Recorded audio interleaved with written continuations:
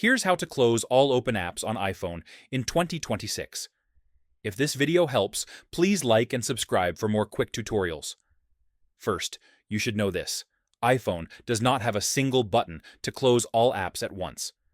But you can close all apps quickly using the app switcher. If your iPhone has Face ID, swipe up from the bottom of the screen and pause in the middle. This opens the app switcher.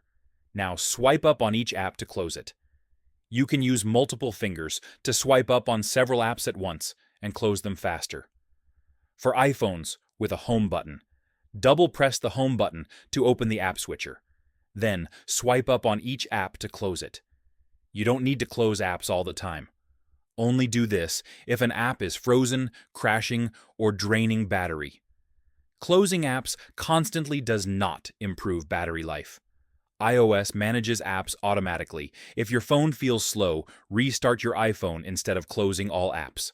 And that's it. That's how you close all open apps on iPhone.